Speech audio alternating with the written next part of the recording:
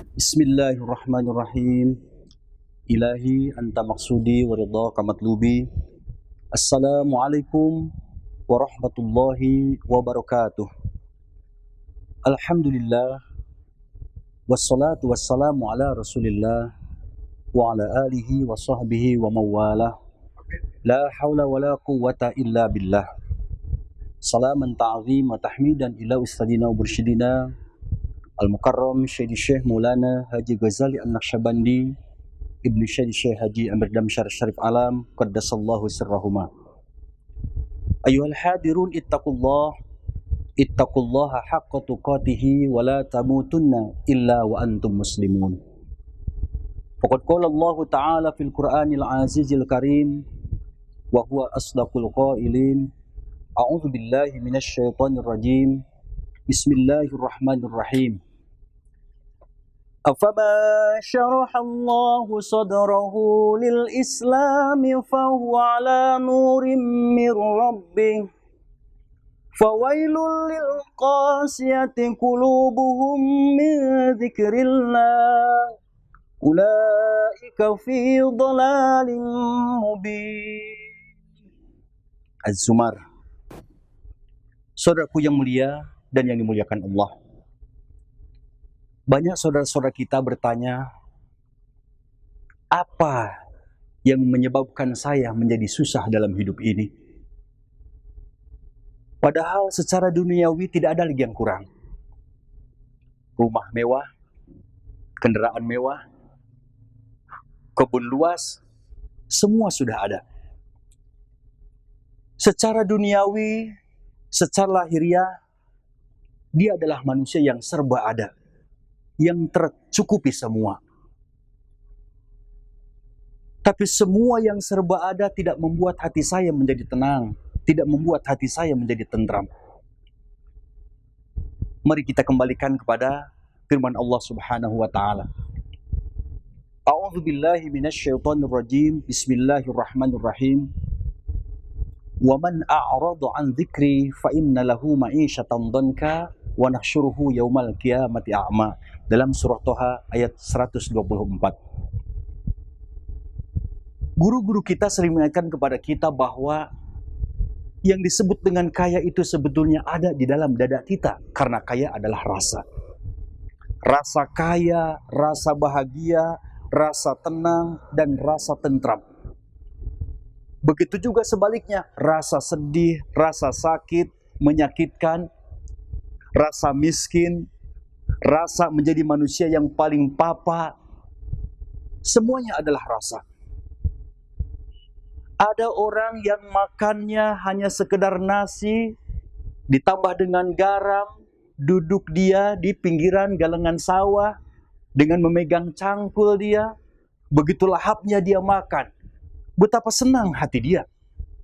Tapi mungkin ada juga orang yang makan, di meja makan sudah terhidang semuanya, di rumah yang sangat megah dan mewah, tapi hatinya merasa resah dan gelisah. Maka yang disebut dengan kaya itu adalah ghinal qalbi, kaya hati. Ada sesuatu yang hilang dalam diri kita, kata Allah.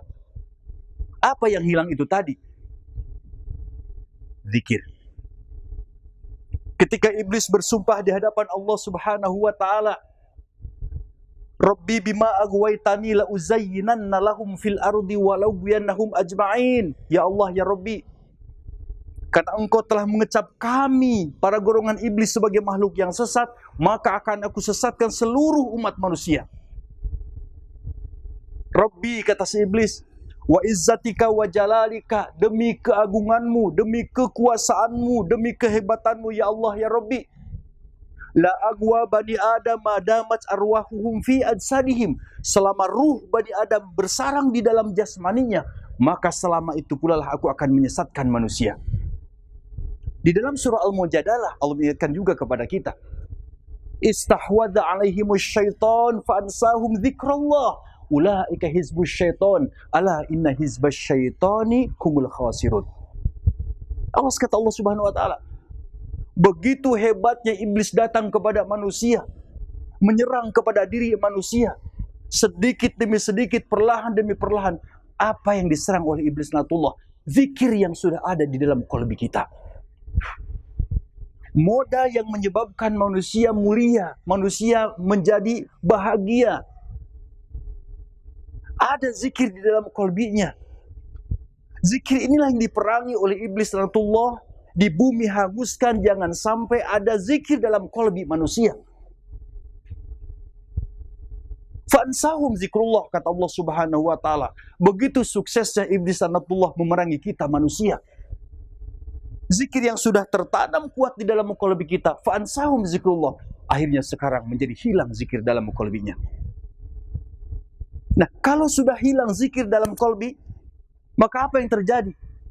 Wa man a'radu an zikri fa inna lahu ma'isyatan donka. Dua akibatnya kepada kita.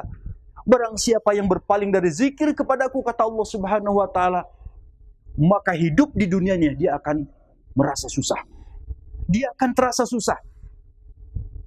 Apa yang tidak ada, apa yang kurang pada dirinya, semua serba lengkap, semua serba tercukupi. Tapi zikir hilang di dalam qalbinya, maka akhirnya semuanya menjadi susah. Kama yas'adu fis sama, seperti susahnya orang yang meloncat ke langit. Yang kedua, wa nasyruhu yaumal qiyamati a'ma. Nanti di akhirat akan Allah kumpulkan mereka dengan golongan orang-orang yang buta, dengan golongan orang-orang yang jauh daripada Allah, dengan golongan orang-orang yang tidak mengenal kepada Allah Subhanahu wa taala. Artinya ini golongan orang-orang yang rugi.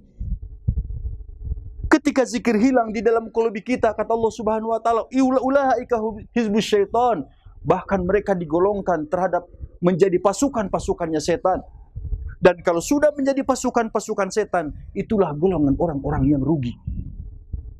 Saudaraku yang mulia dan yang dimuliakan Allah. Maka jawabannya adalah, ketahui dulu bahwa ada penyakit dalam diri kita, ada sesuatu yang hilang, mutiara yang sangat indah dalam qalbi kita. Apa? Zikir. Kalau zikir sudah hilang, maka semua permasalahan, semua beban, semua yang ada di dunia ini akan masuk ke dalam qalbinya. Namun kalau zikir ada dalam qalbi, semua masalah dunia hilanglah dari hatinya. Kan hati ini ibarat sebuah mangkok, kata Imam Al-Ghazali. Ketika zikir masuk di situ, maka yang lain tidak ada. Namun ketika zikir hilang dari qalbinya, maka yang lain masuk di situ. Semua permasalahan dunia ditampung di dalam hatinya. Padahal ayahanda guru kita sering mengingatkan kepada kita, simpan dunia di genggaman kita, jangan simpan dunia di hati kita. Lalu solusinya bagaimana? Dijawab oleh Allah Subhanahu wa taala di dalam surah Ar-Ra'd ayat 28. Alladzina amanu wa tatma'innu qulubuhum bidzikrillah. Sesungguhnya orang-orang yang beriman, mereka menjadi tenang tentram hatinya karena dia berzikir kepada Allah. Menghilangkan keresahan, menghilangkan kebimbangan. Jangan mencari kemana-mana, karena itu semua hanya kebahagiaan-kebahagiaan semu, kebahagiaan-kebahagiaan yang sementara.